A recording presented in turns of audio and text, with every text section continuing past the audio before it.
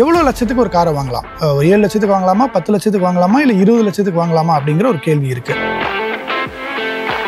20% ரூல்னு ஒன்று இருக்கு.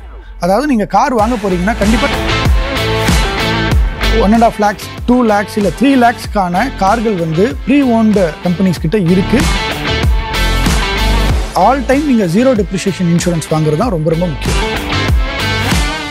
போன வாரம் 7 லட்சத்துக்குள்ள இருக்கிற கார்ஸை பற்றி நம்ம ஒரு வீடியோ போட்டிருந்தோம். அந்த வீடியோவில் நிறைய பேர் வந்து பார்த்துட்டு கமெண்ட்ஸ் கொடுத்துருந்தீங்க. அந்த கமெண்ட்ஸில் ஒருத்தர் பர்டிகுலராக பட்ஜெட் வந்து டைட்டாக இருக்கிறவங்க எதுக்கு கார் வாங்குறீங்க அப்படின்னு ஒரு கமெண்ட் போட்டிருந்தார். ஆஃபீஸில் என் பக்கத்தில் உட்காந்துருந்தவங்களாம் அந்த கமெண்ட்டை பார்த்த உடனே ஒரு பெரிய டிபேட்டே ஆரம்பிச்சிருச்சு. ஏன் பட்ஜெட் டைட்டாக இருக்கிறவங்க கார் வாங்கக்கூடாதா அப்படிங்கிற ஒரு கேள்வி. இந்த டிஸ்கஷன் போயிட்டே இருக்கும்போது உடனே இதுக்கு ஒரு தீர்வை வந்து நம்ம கண்டுபிடிக்கணும் அப்படின்னு முடிவு பண்ணோம். தோராயமாக ஒரு மாதத்துக்கு 50,000 ரூபாய் சம்பாதிக்கிற ஒருத்தர் எவ்வளோ லட்சத்துக்கு ஒரு காரை வாங்கலாம்? 7 லட்சத்துக்கு வாங்கலாமா, 10 லட்சத்துக்கு வாங்கலாமா, இல்லை 20 லட்சத்துக்கு வாங்கலாமா அப்படிங்கிற ஒரு கேள்வி இருக்குது. இந்த கேள்வி ஏன் வருது அப்படின்னா, நம்மளுடைய வருமானத்தை பொறுத்து தான் நம்ம வந்து எந்த கார் வாங்கலாம் அப்படிங்கிற ஒரு முடிவு எடுப்போம். குறைஞ்சது ஒரு 7 லட்சத்தில் ஆரம்பித்து 1 கோடி 2 கோடி அளவுக்கு கூட கார்கள்லாம் இருக்குது. ஒரு 10 லட்ச ரூபா காரை வாங்கணும்னா அவங்களுடைய ஆனுவல் இன்கம் எவ்வளோ இருக்கணும்? ஒரு கார் வாங்குறது ஒர்த்தா? அந்த காரை உண்மையிலே நம்ம வாங்கி தான் ஆகணுமா? அப்படி வாங்கலாம்னு முடிவு பண்ணா நம்ம ஃபுல் பேமெண்ட்ல வாங்குறோமா இல்ல இஎம்ஐல வாங்க போறோமா அப்படிங்கிற மொத்த டீடைல்ஸும் தான் இந்த வீடியோல நம்ம டிஸ்கஸ் பண்ண போறோம்.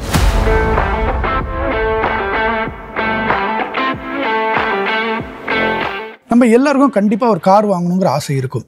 யாருக்கு தான் இல்லை? கண்டிப்பா உங்களுக்கும் ஒரு கார் வாங்கணுங்கிற ஆசை இருக்கும் இல்லையா? லாஸ்ட் வீடியோல கூட ஒரு கார் அப்படின்னு வர்றப்ப அது வந்து ஒரு மிகப்பெரிய எமோஷன் அப்படின்னு நான் சொல்லியிருப்பேன். ஏன்னா நம்ம இந்தியாவில் ஒரு காரை வந்து ஒரு பொருளாக பார்க்க மாட்டாங்க. அது ஒரு மிகப்பெரிய எமோஷனாக இருக்கும். நமக்கு நம்ம வீட்டோட ஒருத்தராகவே ஆயிடும். அப்படி ஒரு காரை நம்ம வாங்குறோம்னா அதுக்கு எவ்வளோ காசு நம்ம இன்வெஸ்ட் பண்ண போறோம் அப்படிங்கிறது முக்கியம். அதுவும் நம்மளுடைய ஆனுவல் இன்கம் சம்பந்தப்பட்டிருக்கு. நம்ம மந்த்லி இன்கம் எவ்வளோங்கிறத பொறுத்து தான் நம்ம ஒரு காரை வாங்க முடியும். அப்படி நம்ம ஆனுவல் இன்கம் வச்சு ஒரு கால்குலேஷன் தான் இப்போ இந்த எக்ஸல் ஷீட்டில் நாங்கள் போட்டிருக்கோம். இந்த எக்ஸல் ஷீட் உங்களுக்கு டிஸ்கிரிப்ஷனில் லிங்காக வந்து ப்ரொவைட் பண்ணுறோம். நீங்களும் உங்களுடைய ஆனுவல் இன்கம் பொறுத்து இந்த எக்ஸல் ஷீட்டை டவுன்லோட் பண்ணி அதில் என்டர் பண்ணி உங்களுடைய எந்த காரை வாங்கணும் அப்படிங்கிற அந்த காருடைய ஆன் ரோட் ப்ரைஸும் நீங்கள் போட்டிங்கன்னா உங்களுக்கு தேவையான இஎம்ஐ, அதோடைய உங்களுடைய ஆனுவல் காஸ்ட்டு, மந்த்லி காஸ்ட் இப்படின்லாம் எல்லாமே இந்த எக்ஸல் ஷீட்டில் நீங்கள் பார்த்துக்க முடியும். ஒரு வருஷத்துக்கு நீங்கள் 7 லட்ச ரூபாய் சம்பாதிக்கிறீங்க. அதை வந்து நீங்கள் மாதத்துக்கு பார்த்தீங்கன்னா ஒரு 50,000 ரூபாய் இருக்குது அப்படின்னா நீங்கள் ஒரு 10 லட்ச ரூபா காரை வாங்கணும்னு நினைக்கிறீங்க. 10 லட்சம் நான் சொல்கிறது எக்ஸோரூமாக தான் சொல்கிறேன். இதுவே நீங்கள் ஆன் ரோடுன்னு வர்றப்ப எக்ஸோரூம் ப்ரைஸ்லேருந்து நிறைய ஃபேக்டர்ஸ் வந்து ஆட் ஆகும். அதெல்லாம் என்னென்ன அப்படின்னு பார்த்தீங்கன்னா, ரோட் டேக்ஸ் ஆட் ஆகும், ரெஜிஸ்ட்ரேஷன் ஃபீ ஆட் ஆகும், இன்சூரன்ஸ் ஆட் ஆகும். அது இல்லாமல் உங்களுக்கு வந்து டேக்ஸும் ஆட் ஆகும். 10 லட்ச ரூபாய்க்கு மேலே எக்ஸோரூம் இருக்குது அப்படின்னா 1% வந்து டிசிஎஸ் டேக்ஸ் இருக்கும். 10 லட்ச ரூபாய் கீழே இருக்குன்னா அது இருக்காது. ஸோ அதனால அதையும் நம்ம கன்சிடர் பண்ணிக்கணும். அதனால தான் இப்போ நான் 10 லட்ச ரூபாய் வேல்யூ இருக்கிற ஒரு கார் எடுத்துக்கிட்டேன். அப்படி பார்க்கும்போது எக்ஸோரூம் ப்ரைஸ் 10 லட்சம் இருக்குன்னு வச்சுக்கோங்களேன். அதுக்கு ரோட் டேக்ஸ் மட்டும் பார்த்தீங்கன்னா 1,26,000 ஆட் ஆகும். ரெஜிஸ்ட்ரேஷன் ஃபீ 4,500 ரூபாய். இன்சூரன்ஸ் வர்றப்ப அது வேரி ஆகும். ஒவ்வொரு இன்சூரன்ஸ் ப்ரொவைடரை பொறுத்து அந்த காசு மாறும். நீங்க ஷோரூம்லயே ப்ரொவைட் பண்ற இன்சூரன்ஸும் வாங்கலாம். இல்ல நீங்க வேற ஏதாவது ஒரு வெப்சைட்ல உங்க கார் டீடைல்ஸ் போட்டீங்கன்னா எவ்வளவு பிரீமியம் ஒரு வருஷத்துக்கு வரும் அப்படிங்கிறது வரும். அதை பொறுத்து உங்களோட வேல்யூ வந்து நீங்க டிசைட் பண்ணிக்கலாம். ஆனா நான் என்ன சஜஸ்ட் பண்ணுவேன்னா, பெரும்பாலும் நீங்க 0 டெப் இன்சூரன்ஸ் வாங்கிடுங்க. அதாவது இதை பம்பர் டு பம்பர் அப்படின்னு கூட சில பேர் சொல்லுவாங்க.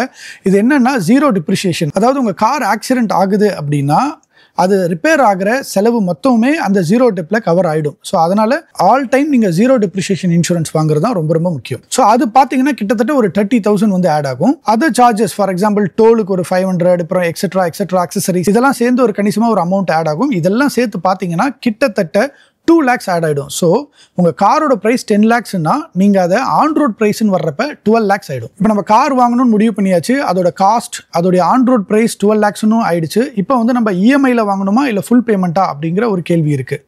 நீங்கள் ஒருவேளை ஆல்ரெடி சேமிச்சு வச்சு என்கிட்ட ஃபுல் கேஷ் இருக்கு அப்படின்னா நீங்க போய் அதை ஃபுல் பேமெண்ட் கொடுத்து வாங்கிடுவீங்க. அப்படி கார் வாங்கிட்ட அப்புறமும் நிறைய செலவும் இருக்கு. அது என்னன்னு பார்த்தீங்கன்னா ரன்னிங் காஸ்ட்டும் ஒன்று இருக்கும். நீங்க டெய்லி பேசிஸ்ல கண்டிப்பாக அதுக்கு ஃபியூவல் போட்டாகணும். ஸோ அந்த காஸ்ட் நம்ம கால்குலேட் பண்ணலாம். அடுத்து வருஷம் இன்சூரன்ஸ் போட்டாகணும், காரை வந்து மெயின்டெனன்ஸ் பண்ணி ஆகணும். ஸோ அதுக்கும் வந்து நம்ம செலவு பண்ண வேண்டியதாக இருக்கும். அதுக்கு அடுத்து நம்ம பார்க்கிங் இல்லை வந்து டோல் இந்த மாதிரியான செலவு நம்ம பண்ண வேண்டியதாக இருக்கும். இந்த 3 விஷயத்தையும் சேர்த்து ஓவராலாக ஒரு வருஷத்துக்கு நீங்க பே பண்ண ஃபுல் கேஷ் இல்லாம ஒரு வருஷத்துக்கு இவ்வளவு செலவு பண்ண வேண்டியன்ற ஒரு காசும் இருக்கு. அது வந்து பாத்தீங்கன்னா நீங்க என்னதான் ஃபுல் கேஷ் கொடுத்து வாங்கியிருந்தாலும் ஒரு மாசத்துக்கு கண்டிப்பா 10,000 ரூபாய் செலவு பண்ண வேண்டியதா இருக்கும். இந்த காஸ்ட் என்னென்ன அப்படிங்கறத நான் இஎம்ஐல எக்ஸ்பிளைன் பண்ணும்போது இன்னும் டீடைலா சொல்றேன். இப்போ நம்ம இஎம்ஐக்கு வருவோம். இஎம்ஐல வாங்கலாம்னு முடிவு பண்றோம்னா இஎம்ஐல வந்து பாத்தீங்கன்னா ஒரு 12 lakhsக்கு 20% ரூல்னு ஒன்று இருக்கு. அதாவது நீங்கள் கார் வாங்க போகிறீங்கன்னா கண்டிப்பாக 12 lakhsலேருந்து ஒரு 20% நம்ம டவுன் பேமெண்ட் பண்ணணும் அப்படிங்கிற ஒரு எழுதப்படாத விதி ஒன்று இருக்குது. நிறைய பேர் அது வந்து 30% 50% கூட டவுன் பேமெண்ட் பண்ணுவாங்க. உங்ககிட்ட சேவிங்ஸ் இருந்ததுன்னா நீங்கள் அதிகமான டவுன் பேமெண்ட் கொடுத்தா உங்களுக்கு இஎம்ஐ கம்மியாகும், உங்களுடைய மந்த்லி இஎம்ஐயோட காஸ்ட் வந்து கம்மியாகும். இதுவே உங்ககிட்ட சேமிப்பு ரொம்ப கம்மியாக இருக்குது அப்படின்னா நீங்கள் வந்து டவுன் பேமெண்ட் அட்லீஸ்ட் 20% இருக்கிற மாதிரி பார்த்துக்கணும். அப்படி பார்க்கும்போது 12 lakhsக்கு 20%ங்கிறது 2,40,000 rupees உங்ககிட்ட மினிமம் டவுன் பேமெண்ட்டாவது இருக்கணும். நிறைய இடத்துல 0% டவுன் பேமெண்ட்லாம் கூட நீங்கள் கேள்விப்பட்டிருப்பீங்க. ஷோரூம்லலாம் வந்து நிறைய அட்வர்டைஸ்மெண்ட் பண்ணுவாங்க. ஃபெஸ்டிவல் சீசனில் முக்கியமாக வந்து 0% டவுன் பேமெண்ட் நீங்கள் வந்து காசே பே பண்ண தேவையில்லை, ஜஸ்ட் வந்தீங்கன்னா போதும், நீங்கள் கார் எடுத்துகிட்டு போகலாம் அப்படின்வாங்க. அதுலேயும் பார்த்தீங்கன்னா உங்களுக்கு இந்த ரெஜிஸ்ட்ரேஷன் காஸ்ட்டு, இன்சூரன்ஸ் இதெல்லாம் கண்டிப்பாக நீங்கள் கொடுக்குற மாதிரி வரும். அப்படி பார்த்தா கூட மினிமம் உங்ககிட்ட 2 lakhs கண்டிப்பாக இருந்தே தீரும். சரி, இப்போ 12 lakhsக்கு 20% டவுன் பேமெண்ட் வந்து நம்ம பே பண்ணிட்டோம். அடுத்து பார்த்தீங்கன்னா 9,60,000க்கு நம்ம லோன் போட்டுருவோம். இந்த லோன் வந்து ஒரு 5 yearsக்கு நம்ம போடுறோம்னு வச்சுக்கோங்களேன். 60 மாதம் நம்ம இஎம்ஐ பே பண்ண வேண்டியதாக இருக்கும். அதுக்கு குறைஞ்சது நீங்கள் ஒரு 8 to 9.5% depends on the bank வந்து நீங்கள் போடுறீங்க. அப்படி போட்டு நீங்கள் ஒரு கால்குலேட் பண்ணி வர்ற இஎம்ஐ அப்படின்னு பார்த்தீங்கன்னா ஒரு 20,000 rupees கண்டிப்பாக உங்களுக்கு இஎம்ஐயா வரும். இந்த 20,000 rupees உங்க மாச சம்பளத்துல இருந்து மாசம் அடுத்த 5 வருஷத்துக்கு எடுத்துருவாங்க. அப்போ நீங்க யோசிக்கலாம், நம்ம கிட்ட ஒரு 50,000 வருது, அதுல 20,000 வந்து இஎம்ஐயா போயிடுது, 30,000க்கு நம்ம ரெண்ட் ஃபேமிலி எல்லாம் சமாளிச்சுக்கலாம் அப்படின்னு உங்களுக்கு தோணலாம். ஆனா அந்த 20,000 மட்டும் கிடையாதுங்க. அதை தாண்டி ஒரு மாசத்துக்கு இன்னும் நிறைய காஸ்ட் இருக்கு. அது என்னன்னு பாத்தீங்கன்னா, ஃபர்ஸ்ட் விஷயம் ரன்னிங் காஸ்ட். நீங்க கண்டிப்பா ஒரு மாசத்துக்கு 500 கிலோமீட்டராவது ஓட்டுவீங்க. டெய்லி ஒரு 30 கிலோமீட்டர் இல்லைனாலும் வீக்கெண்ட் மட்டும் தான் எடுக்கிறீங்க அப்படின்னா வீக்கெண்ட் கண்டிப்பா ஒரு 100 கிலோமீட்டராவது ஓட்டுவீங்க. எப்படி பார்த்தாலும் நீங்க ஒரு மாசத்துக்கு கண்டிப்பா 500 கிலோமீட்டர் ஓட்டுற மாதிரி இருக்கும். அப்படி நீங்க ஓட்டுறீங்க அப்படின்னா ஆவரேஜா உங்க கார் 14 கிலோமீட்டர்ஸ் பர் லிட்டர் தருது அப்படின்னா 110 ரூபாய் ஒரு லிட்டர் ஃபியூலோட பிரைஸ்னு வச்சுக்கிட்டா ஒரு மாசத்துக்கான காஸ்ட் கண்டிப்பா 4,000 ரூபாய் செலவு பண்ண வேண்டியதா இருக்கும் ஃபியூலுக்கு மட்டும். அடுத்து இன்சூரன்ஸ் நம்ம ஃபர்ஸ்ட் போடுறப்பே சொன்னேன், ஒரு 30,000 ரூபாய் கண்டிப்பாக நம்ம ப்ரீமியம் கட்ட வேண்டியதாக இருக்கும். எவ்ரி இயர் அதை நம்ம ரெனியூல் பண்ணி தான் ஆகணும். ஒன்று நம்மளுடைய காருக்கு 1 year இன்சூரன்ஸும், தேர்ட் பார்ட்டி 3 year இன்சூரன்ஸும் நம்ம போட்டிருப்போம். இதை நீங்கள் ரெனியூல் பண்ணுறதுக்கு கண்டிப்பாக ஒரு 25,000 நெக்ஸ்ட் செகண்ட் இயர் நீங்கள் பே பண்ணுவீங்க. அதை நீங்கள் ஒரு மாதத்துக்கு நீங்கள் கன்வெர்ட் பண்ணி பார்த்தீங்கன்னா 4,167 ரூபாய் வருது. இதை நீங்கள் வருஷத்துக்குன்னு பார்க்குறப்ப உங்கள் காரை பொறுத்து ஒரு 25,000 30,000 கண்டிப்பாக ப்ரீமியம் இருக்கும். அடுத்து அடிஷனல் காஸ்ட்டு, ஒரு பார்க்கிங் நீங்கள் பண்ண வேண்டியதாக இருக்கும், இல்லை டோல் கொடுக்க வேண்டியதா இருக்கும். அது தோராயமா ஒரு மாசத்துக்கு 1,500 ரூபான்னு வச்சா கூட வருஷத்துக்கு ஒரு 30,000 ரூபாய் பக்கம் வந்துடும். இப்போ ஆக்சுவலா உங்களோட இஎம்ஐ 20,000 நீங்க நினைச்சிருப்பீங்க. ஆனா ஃபியூல் காஸ்ட், இன்சூரன்ஸ், மெயின்டெனன்ஸ், அதுக்கப்புறம் அடிஷனல் காஸ்ட் இதெல்லாம் சேர்த்து வச்சு பார்த்தா 30,000 ரூபாய் உங்க மாச சம்பளத்துல இருந்து போயிடும். அப்போ வெறும் 20,000 ரூபாய் தான் உங்களுக்கு மிச்சம் இருக்கும். இந்த கால்குலேஷன் நான் வந்து ஆவரேஜா மாசம் 50,000 ரூபாய் வாங்குறவங்களுக்கு போடுறேன். இதே கால்குலேஷன் நீங்க 1 லட்ச ரூபாய் வாங்குறவங்களும் கால்குலேட் பண்ணிக்கலாம், இல்லை 2 லட்சம் வாங்குறவங்க கால்குலேட் பண்ணிக்கலாம். மாதம் 20,000 ரூபாய் சம்பாதிக்கிறவங்களும் இருப்பீங்க.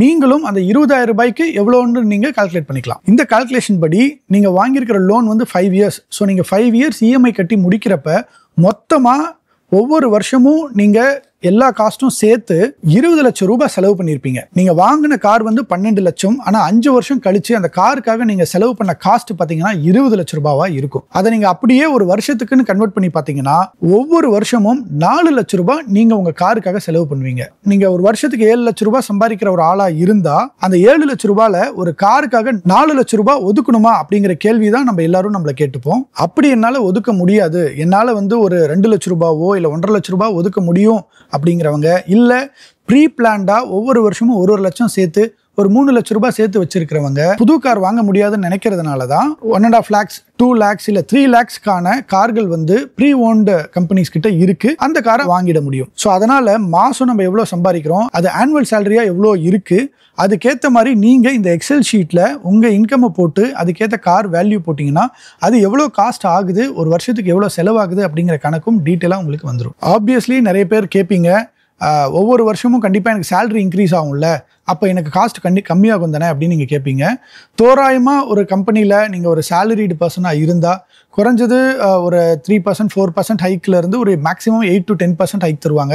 அப்படி கால்குலேட் பண்ணி பார்த்தா கூட இன்ஃப்ளேஷன் ஒரு விஷயத்தையும் நம்ம ஆட் பண்ணணும். தோராயமாக இன்ஃப்ளேஷன் வந்து ஒரு 4 to 6% நம்ம வச்சுக்கிட்டா, நான் ரொம்ப மினிமலாக சொல்கிறேன், அப்படி வச்சுக்கிட்டா கூட உங்களுக்கு காஸ்ட் ரொம்ப பெரிய டிஃப்ரென்ஸ் எல்லாம் வந்து ஆக போகிறதில்ல. ஏன்னா உங்களுக்கு இன்க்ரீஸ் ஆகிறது ஒரு 6 to 8%னாலும் உங்களுக்கு இன்ஃப்ளேஷன் ஒரு 6% அப்படியே ஈக்குவல் ஆகிடும். ஸோ அதனால் அதனால வருஷம் நீங்க அதிகமாக சம்பாதிச்சா கூட உங்களுக்கான செலவும் அப்படியே ஈக்குவலாக தான் வந்துகிட்டு இருக்கும். நான் முன்னாடியே சொன்ன மாதிரி காருங்கிறது ஒரு பொருள் கிடையாது, அது ஒரு எமோஷன் அப்படின்னு சொல்லியிருந்தேன். அதனால தான் ஒரு ஃபேமிலியில் கார் வாங்குறதுனாவே ரொம்ப சந்தோஷம் ஆயிடுவாங்க. வீட்டில் இருக்கிறவங்களாம் வந்து நம்ம கார் வாங்க போகிறோம் அப்படின்னு சொல்லிட்டு ஷோரூமில் போய் கேக்கெல்லாம் கட் பண்ணி ஒரு செலிப்ரேஷனாக வந்து அந்த காரை வந்து வீட்டுக்கு கொண்டு வருவாங்க. அதனால காருக்கு ஆகிற செலவு வந்து பெருசாக நம்ம வந்து கால்குலேட்டே பண்ண மாட்டோம். கார் வாங்குற காஸ்ட்டை மட்டும்தான் நம்ம கால்குலேட் பண்ணுவோம்.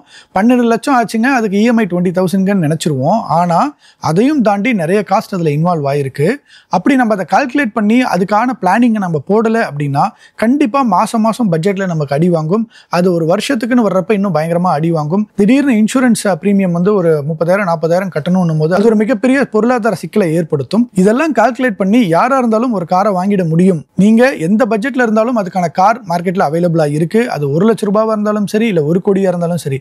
ஆனால் இந்த கால்குலேஷனை நீங்கள் போட்டுட்டு அதுக்கப்புறம் நீங்கள் எந்த கார் வாங்கினீங்கனாலும் அது உங்களுடைய பட்ஜெட்டையோ இல்லை மந்த்லி எக்ஸ்பென்சஸையோ பாதிக்காதுங்க. ஸோ அதனால யார் வேணாலும் கார் வாங்கலாம்னு ஆசைப்படலாம். எல்லாருக்குமே கார் வாங்குற உரிமை இருக்கு. நீங்க அடுத்து ஒரு கார் வாங்க ரெடியா இருக்கீங்கன்னா இந்த எக்ஸல் ஷீட்டை டவுன்லோட் பண்ணி உங்க பட்ஜெட்டுக்கு ஏற்ற மாதிரி கால்குலேட் பண்ணுங்க. கால்குலேட் பண்ண அப்புறம் அந்த பட்ஜெட்ல என்ன கார் வாங்க போறீங்கிறதும் கமெண்ட்ல சொல்லுங்க. இந்த மாதிரி உங்களுக்கும் ஏதாவது இன்ட்ரெஸ்டிங்கா தெரிஞ்சுக்கணும், உங்களுக்கு நிறைய டீடைல்ஸ் வேணும் அப்படின்னு நினைச்சீங்கன்னா அதை கமெண்ட்ல சொல்லுங்க. கண்டிப்பா அதை நம்ம கவர் பண்ணுவோம். இந்த மாதிரி இன்னும் நிறைய இன்ட்ரெஸ்டிங்கான வீடியோ பார்க்கணும்னா மோட்டர் வீடன் யூடியூப் சேனலுக்கு சப்ஸ்கிரைப் பண்ணிடுங்க. இதே மாதிரி இன்னொரு வீடியோவில் நான் உங்களை வந்து பார்க்குறேன். நான் உங்கள் டிஜே. நன்றி.